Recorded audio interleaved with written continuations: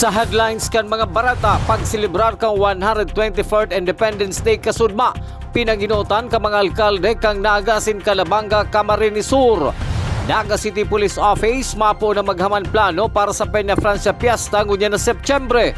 Sarong padre di pamilya arestado sa anti-drug by bust operation sa siyudad ni Naga. Bicol Championship League natapos na kang aldaw na Domingo. Diyos marhay na hapon. Ako si Mark Mendoza, ang sa indong tagapaghatod Bareta. Nagpahayag ning kaugmahan si Alkalde Nelson Ligacion kan siyudad ning Naga. Huli kan dakol na nagkaatindir sa pagselebrar kan aldaw ning katalingkasan kan suugmang Domingo na pinaggibo sa Plaza 15 Martires. Tinawan man onra kan lokal na gobyerno kan siyudad ning Naga ang gabos na miyembros kan Barangay Health Emergency Response Task Force na naging katuwang kan siyudad ning Naga sa bilog na panahon kan pandemya.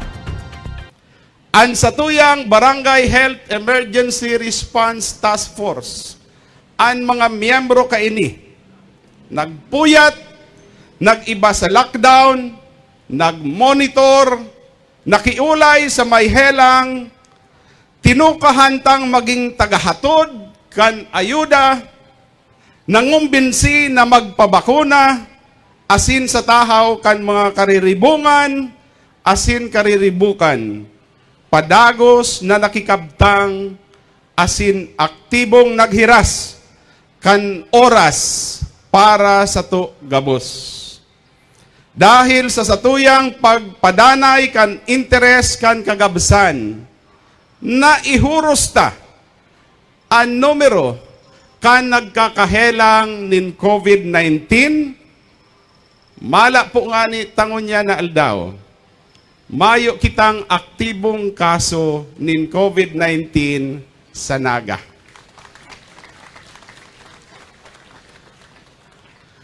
Asin puon pa, kan Marso 1 sagod ngunyan, naman tinarta. Tras tanto sa Banwaan Manin, Calabanga, Camarines Sur, ininaman ang huring pag-atinder ni Alkalde Eduardo Severo sa pagselebrar kan Independence Day bilang alkalde kan nasambitan ng Banwaan. Uyaman na sa kuyang report. Pinanginutan ni Alkalde Eduardo Severo asin kan mga opisyales kan Banwaanin Calabanga, Camarines Sur ang paghirumdum sa ika-124 anibersaryo ng Araw ng Kalayaan ng Pilipinas. Kasabay sa aktibidad, nagperforman ang mga estudyante kan Central Bicol State University of Agriculture Calabanga Campus nin tradisyon ng mga baili asin ang Calabanga Community College Culture Group gani na ipahiling ang tradisyon kan mga Pilipino.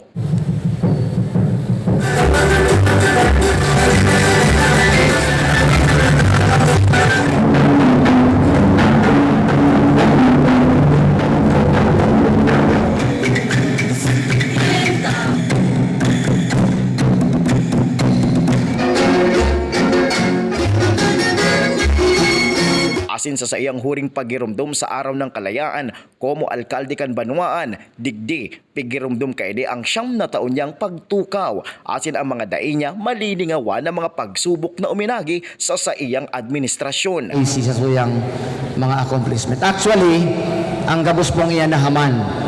Nahaman ta in 9 years. Tahata, bakula ako, in 9 years. Por dahil sa tungo sa munisipyong Malaya, kaluto mo ng bansa. Tama? You are free. Tungo sa isang munisipyong Malaya, nagbabayanihan. Anong usong ka nagbabayanihan? United, working hand in hand. There is no separation of church and state, miski anong sektor pa. At ligtas. So ang nahihiling tapong development, improvement, kang Banwaanin Calabanga, bakulang po yan sa indong alkalde. In 9 years, bakulang po yan sa ko. Yan po dahil nagkakasararo kita pasiring sa sarong progresibong Calabanga. Digdi, ibinida ni Severo ang mga naginibuhan asin mga akomplishmento kan sa iyang administrasyon. Urog na ang pag-usuag ang ekonomiya asin mga oportunidad sa iyang Banwaan. Nasabi ko sa bago, pag may development, ang problema ta basura. Tama? Di da ilugod. Traffic. and basura. Kaya ngunyan, ongoing ang construction kan modernized processing kan basura sa barangay Bigaas. Ay kasi engineer. Ipo-process.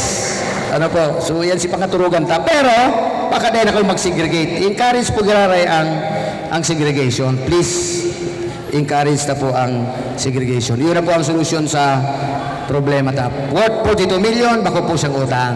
Hindi po sa market man, 10 million, bako po siyang utang. Savings po yan kan mga mahihigustang nasa local finance committee. Ano? Kung kaipuhanan lang na gastusan. Pero all benefits due to the employees tinatao ta. Tama?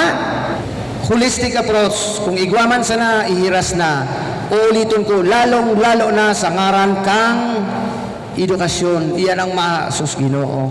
Iyan ang matapos kan pagtiyos ta. Ang trabaho po kan sa tuyang MSWD, tigtas ko po ini. Ang sabi ko sa iya, hanapo na sa mga barangay si pinakatios, asentios talaga. Identified niya na. Identified na po. Kaya sa masunod na administrasyon, kung identified na, tatawanan na ito ng solusyon. Padikit-dikit. Ang minsan kaya, pag pig-interview, nagluluwas sa interview, bako naman sa gulping aki, bako naman sa kawaran ng trabaho. Alam mo daw ang sarong rason? Hugak. Na-negotiate si Sarong Daga, nabayadan kang gobyerno, si Sarong Daga, tinaong libre, ongoing duman ang konektado na, dati na maagyan mo lang, motor, bisikleta, pag yung bisikleta ko, nagagi ako duman, motor, lakaw. Ngunyan, kaya ng laugo ng mga 10-wheeler truck. Pili, Kapitan? Kapitan, 10-wheeler truck, lusot na, dahil pa man. Subalang.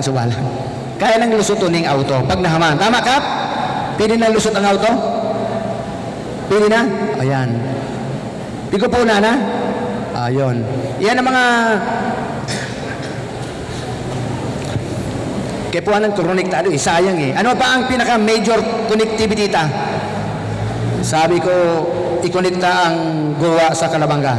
Asin sa huri, nagpasalamat man ini sa mga taga-Calabagueño sa 9 na taon na pagsuporta sa iya asin pagpadangat como alkalde asin ama kan sa iyang banwaan. Iyan, inot ko po kung oportunidad, permit ang pinagkasabi, napasalamatan si Nagabos kung ano ang development na nahiling to for the past 9 years, June 39 years na siya.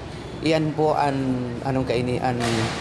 effort kan partnership, mahilig kita magki-partner. So there is no separation of church and state, mayong separasyon ng mga ning ano pa man ning asosasyon digdi holistic approach unity, kaya nagkaigo po kita ning siring kaning progreso sa Banwa ning Calabanga. So sa parte pong iyan, salamaton po sa gabos ng mga taga Calabanga. Mark Mendoza para sa GNN TV 48 Naga Newsbreak. Papang Bareta. Pinasalamatan ni Alcalde Nelson Ligacion ang gabos na miyembros kang Naga City Youth Official na matapos na kang sa indang sarong bulan may kabanga na pagserbi sa syudad asin kaiba ini sa mga konsyal kang Naga.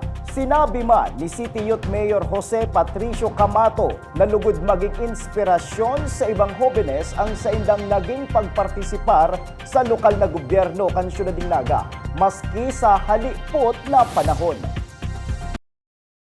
Maka-encourage po kita sa as early as sa mga elementarya na bakong suba-suba ang paglaog sa gobyerno. So pag-isipan po ninda, pinsan na saro sa mga kaakian ngunya na nakakadaog kani, ma-inspire na magsali po sa Naga City Youth Officials kung sa maabot na panahon. Dahil iyon na po ini si Huring Simana kan sa indong pagserbi bilang mga City Youth Officials sa pamamayo kan sa tuya pong City Youth Mayor Jose Patricio Camato and City Youth Vice Mayor Luisil Aliana Hernandez.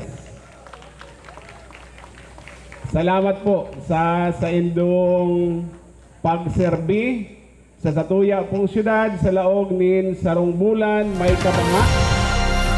Iba pang Bareta. Naga City Police Office mapuudang maghaman kan plano para sa seguridad ngunya na paabuto na Peña Francia Fiesta. Aram mo ang kumpletong detalye sa report ni Melvin Machado. Sa naging lakdang kang lokal na gobyerno kang Naga na nagkikrear ka man lain-lain na komitiba para sa Peña Francia Fiesta, sinyal naman ini na madadagos na ang manlain-lain na aktibidad sa bulan kang Septyembre. Huli kay ni, maluway-luway naman subot na maghamanin plano ang Naga City Police Office. Susug kay Police Lieutenant Colonel Errol Garchitorena Jr., Deputy City Director for Administration, iinuto ni ng planohon ang pag-deploy ng mga personay sa kada simbahan sa syudad kang Naga. May pinaluwas na si Arsobispo ng direktiba man kung paano i-celebrar ang fluvial sa ang traslasyon ng itong mga misa. So, dumang kayo ma-stick. May pa man nag-aabot sa muya ni mga schedule ka mga misa, pero ma-deploy na kami kang mga initial ng mga PNP personnel sa mga major churches kang Naga. Apwera ka ini, makikipag-coordinar naman subot ang Naga City Police Office sa ibang friendly forces para sa ilalatag na seguridad sa syudad. Maluy-luy naman ang PNP Naga mag-convene as directed by our City Director, Police Colonel Nelson Pacalso, na iluway-luway na itong pag-coordinar sa mga pag-abot ng friendly forces. For example, ining recrear giraray kang Intelligence Fusion Center kang panahon na yaong kita sa intelligence unit.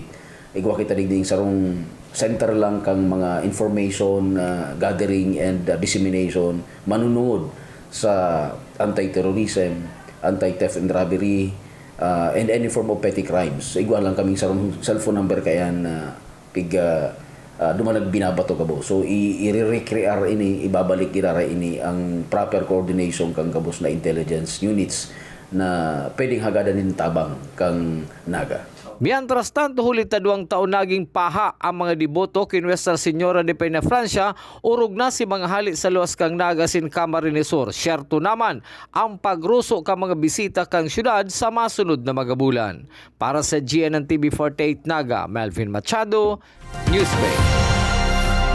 Iba pang bareta. Ginibo kan sumagong aga sa City Hall compound ang pagpirma sa Pledge of Commitment sa pangingenot kan mga opisyal kan lokal na gobyerno kan syudad ding Naga.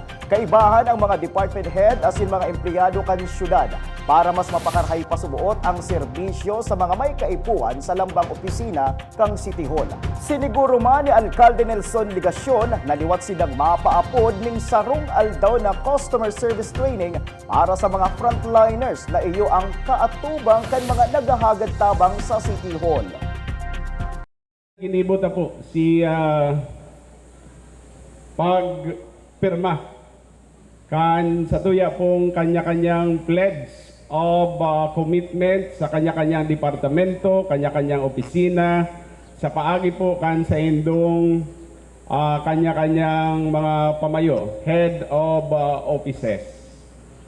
And very timely and fitting na ginibuta po ngunyan after the flag raising ceremony. Kuno arin pirang aldaw na lang, iyo an ika-pira na, 74 charter anniversary kan sa tuya pong syudad. Kaya advance happy Charter Day. Papang bareta. Naga City Police Office mayo pang loteng na kukua na tutugdukan kan sa indang rehabilitation center. Aram mo ang kumpletong detalles kaiyan sa report ni Jerome Breeze. Problema pa hasta sa ngunyan ang tutugdukan kan rehabilitation center sa Naga o aninaapod na balay silangan para sa mga personang embwelto sa paggamit kan illegal na droga. Sigun kay Police Lieutenant Colonel Errol Garchitorena, ang Deputy City Director for Administration, igwa na kutanin budget para sa pagkonstruhir kan rehabilitation center.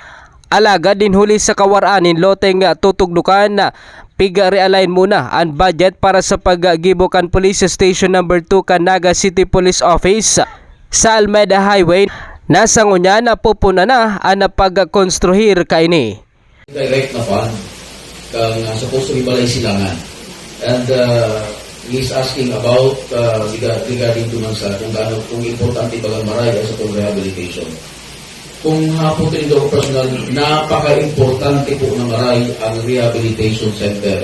Talking about drugs, rehabilitation center, initigabot ang balay silangan. However, siguro sila sa kasalibutan kang sa tuyang mga opisyalis na agad ng taning lote. Nag-iyo request po kaya ning lote. The budget was already there. Kaso nga lang, si Day po na kukuha kung saan talaga ilalaan ang tamang posisyon sa Lugong Naga, ang rehab center. Deman, pagigilid kan Philippine National Police ang importansya kan rehabilitation center lalo na sa pagtabang sa mga drug personality na day na mag-embwelto sa paggamit kan droga na yuman ansaro sa panginot na kampanya kan Philippine National Police hasta sa ngunyan. Para sa GNN TV 48 Naga, Jerome Brice, Newsbreak. Sa pagbabalik kang Newsbreak, Mister na taga-Bula, Camarines Sur, arestado sa anti-drug buy-bust operation sa Siyudad ng Naga. Yan asin iba pang mga bareta sa pagbuelta kang GNN TV 48 Naga, Newsbreak.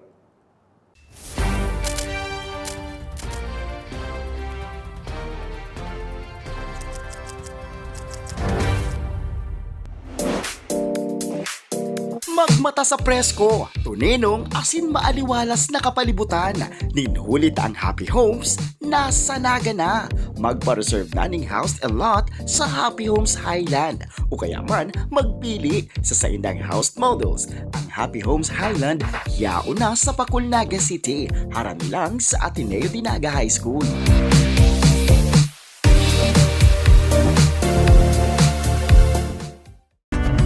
Sa oras ng sakuna, isa sa mga kailangan natin sa ating tahanan ay isang gubag. Ang isang gubag ay naglalaman ng tubig, mga dilata at biscuits upang hindi tayo magutom, energy bars o energy drink, first aid kit, communication devices tulad ng flashlights at batteries, whistles o pito, portable radio, at extra cellphone. Mas mabuti kung meron tayong prepaid load guard. Tools, tulad ng Swiss knife at gunting. Maaari din tayo magdagdag ng lubid. At huwag natin kakalimutan ang hygiene kit na naglalaman ng sabon, tissue, toothpaste, toothbrush, at face mask. Sa lahat ng oras, laging bukas, nakahanda ang aming tanggapan. Tandaan, ang Bicolanong alerto, pirming protektado. Mas pinalinaw, mas pinalakas, mas pinalawak. Ang GNN TV 48 Naga, digital na! Kung ang inyong TV sets ay digital ready na, pindutin ang scan o search channel button at makikita ang GNN TV Channel 48. Maaaring gumamit ng indoor o outdoor antenna para sa mas klarong panonood. Ganito rin ang gagawin kung kayo ay gumagamit ng digital box. Sa mga susunod na araw, asahan ang mga programang malapit sa puso ng mga Bicolano.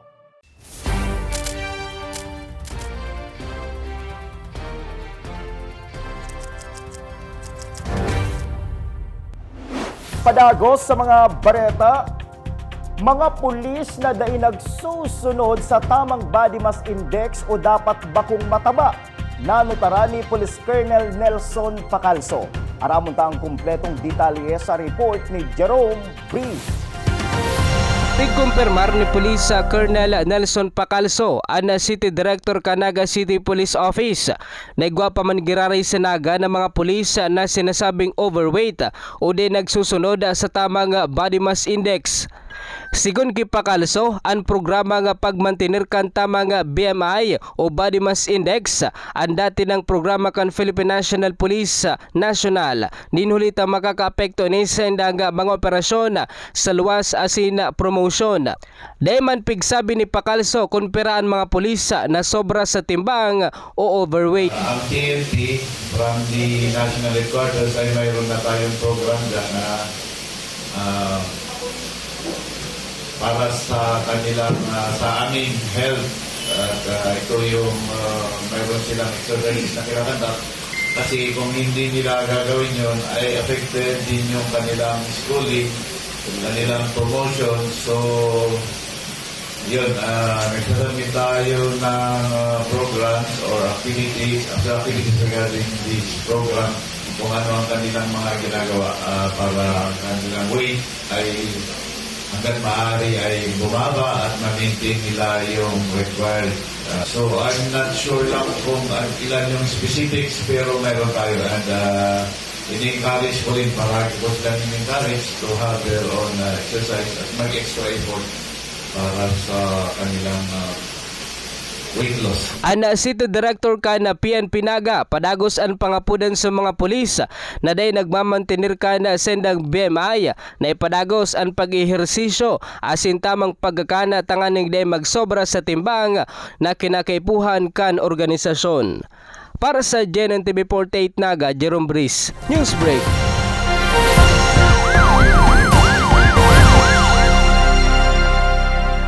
Yang police report. Nasa kustodiya ngunyan kan Police Station number 3, Canaga City Police Office ang suspect na si Rodel Sumpay Iibasco. 31 anyos, may agom, mayong trabaho asin residente kan Barangay Fabrika, Bula, Camarines Sur. Matapos maaresto sa anti-drug buy-bust operation kan mga otoridad kan sumagong amay na pagkaaga sa St. Jude Street, Zone 1, Barangay San Felipe, Syudad ng Naga. Nakumpiskar digdi ang tulong heat-sealed plastic sachet nin subuot shabu na nagkakantidad 3,000 pesos. Naampang sa kasong pagbalgar sa Republic Act 9165 ang naarestong suspect. Pareta, Naga City Police Office na mundo asin naugma huli kan pagiging alert level 1 kan Syudad ng Naga. Aramon tayan kung taano sa report ni Melvin Machado. Sa nakalihis na pirang bulan na mantinir kang Taganaga ang zero COVID-19 cases. Ini man ang rason kung taano tamantinido sa pinakahababang alert level ang syudad. Sa lado kang PNP, duwang sitwasyon ang sedang nanutaran. Nakanood na subot ang publiko na sunodon ang mga health protocols sa araw kang pagsulot ng face mask na iyon ang pinagpapasalamat kang Naga City Police Office. Dako lang mapasalamat muna kami sa buong sa mga taga-Naga, Naga-Enyo, na sa pag-gradually na babalik, normalize, nakaka-adapt man luway-luway. Kung mahiling mo baga, although dahil naman kita nagsisitang maray sa mga face mask o sa social distancing, pero nakanood na, natuod na hanggang dahil itong normal talaga, ayaon si health protocols. Kung may positibong resulta ang pagiging alert level 1 sa syudad, igwa man negatibong epekto. Huli tabuelo na sa luwas ang kadaklan, luway-luway masuot nagdadakol ang krimen sa syudad. Huli ka ini, aamaya naman na kontrolon kang PNP ang siring na sitwasyon. Ngunyan na nagno-normalize, nagluluway-luway na nagbabalik. Igwa na kitang issue na matalubo kaya ngayon nagpaapon na itong City Director sa aga ng Kamad Conference dahil may mga reporter na pagtaas kang theft and robbery. Gawa kitang nabuhayan na naman itong mga basag kotse. So, we need to address immediately. Tangaling sabi nga dahil kami mawara, dahil kami mainutang kang mga taong ini.